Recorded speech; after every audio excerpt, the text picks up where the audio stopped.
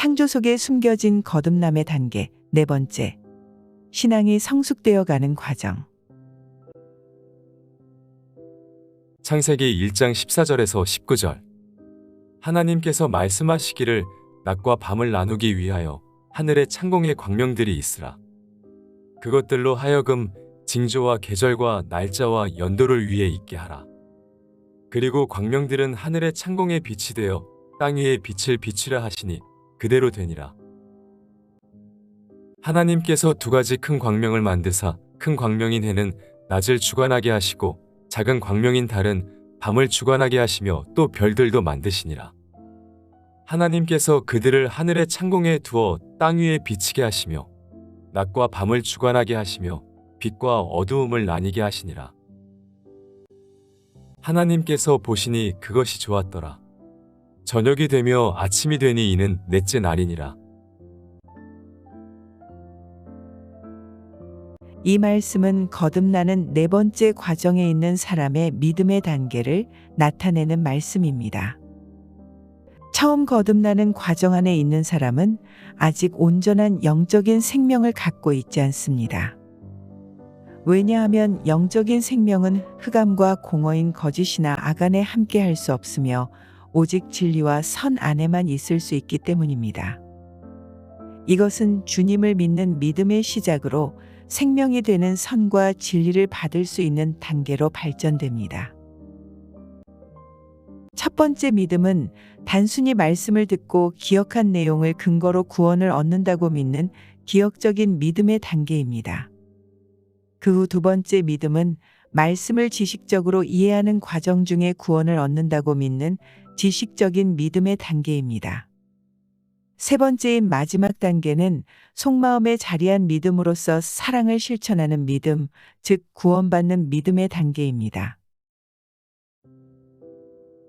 처음 두 단계의 믿음은 성경에서는 움직이지 못하는 생물인 풀, 나무, 과일을 만드셨다는 것으로 표현되었으며 세 번째 믿음인 거듭나는 믿음은 움직이는 새와 물고기를 만드시는 과정으로 표현됩니다. 그러한 과정의 중간에 해와 달과 별의 창조 과정은 믿음이 발전되기 위해서 필요한 사랑 또는 사랑에서 나오는 믿음이 먼저 생겨나야 하므로 상징적으로 해와 달이 하늘의 창공인 속사람에게 빛이 되고 또한 땅 위인 겉사람에게도 빛을 주도록 하시는 주님의 섭리입니다. 하나님께서 넷째 날에 해와 달과 별을 만드십니다. 해는 주님에 대한 사랑을, 달은 주님에 대한 믿음을, 그리고 별들은 천국적인 일에 대한 다양한 지식을 상징합니다. 우리가 말씀 속에 들어있는 진리를 배우며 그 말씀이 우리를 위해서 주신 말씀이신 것을 믿고 사랑한다면 이것은 말씀이신 주님을 사랑하는 것이 됩니다. 그리고 우리가 자신의 자연적인 욕구와 취향을 따르는 대신 성경의 가르침에 따라서 우리의 성품을 이루고자 노력한다면 그것이 자신에 대한 사랑이 아닌 주님에 대한 사랑으로서 행동하는 것이 됩니다. 바로 이때에 우리들의 하늘에 태양이 나타납니다. 그러나 우리가 태양을 보고 난 뒤에도 가끔은 우리의 자연적인 욕망이 솟아나서 하늘을 가리우는 때도 있습니다. 이때에도 우리는 계명이 주님의 명령이라는 것을 알기 때문에 이 계명을 따르려고 노력합니다. 이것이 믿음인 달빛이 됩니다. 달빛은 태양이 다시 떠오를 때까지, 즉 유혹과 시험이 사라질 때까지 일시적인 어둠 속에서 우리에게 길을 가르쳐주며 인도해줍니다. 그러한 어두움 속에 있을 때에는 별빛 또한 우리를 인도하는데, 별빛이란 주님과 그의 명령에 대한 말씀을 우리가 배워 아는 지식들을 의미합니다. 자신이 주인이었던 삶의 상태에서 주님이 우리의 주인이며 삶의 인도자로 인정하는 상태로 바뀌어가는 것이며, 우리의 영적인 발전 단계에서 이것은 우리가 진정한 선을 행하기 위한 아주 중요한 단계입니다. 낮과 밤을 나누기 위하여 하늘에 창공의 광명들이 있으라.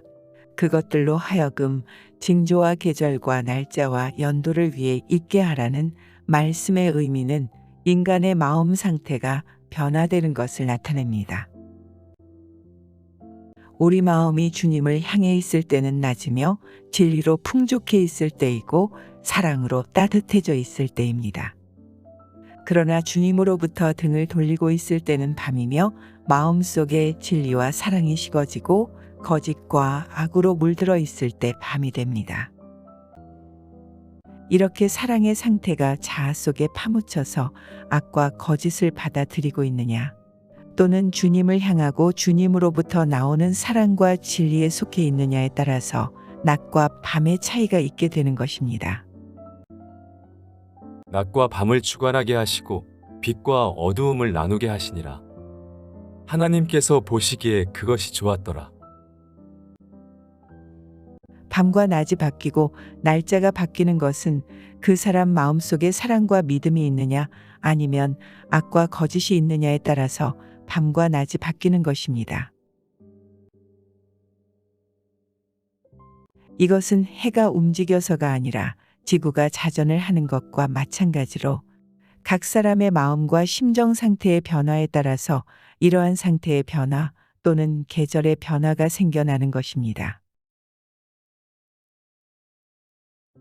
이렇듯 낮을 선으로 밤을 악으로 표현하셨으며 따라서 선행을 낮의 일로 악행은 밤의 일로 말씀하십니다. 또한 밝음은 진리로 어두움은 거짓을 뜻합니다. 이와 같은 의미의 말씀을 주님께서 말씀하셨습니다.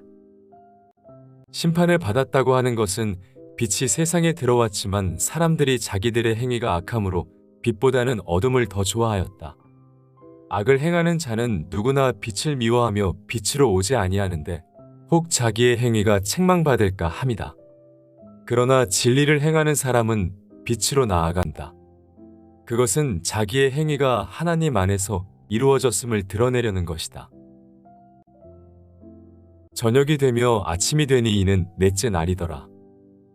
주님에 대한 사랑이 계속되면 좋겠는데 뜨거웠다가 식어지고 어느 때는 신앙이 깊고 흔들림이 없이 보이는가 하면 하나도 없는 것 같고 어느 때는 영적인 지식이나 진리를 많이 아는 것처럼 보이는가 하면 하나도 없는 것처럼 보이는 것과 같이 사람의 심정 상태가 변화를 이루게 됩니다. 그러면서 갈등과 시련을 겪는 상태가 저녁이 되며 아침이 되는 상태입니다. 이렇게 거듭되는 변화 속에서 영적으로 성장해 가는 모습이 하나님이 보시기에 좋았더라는 것입니다.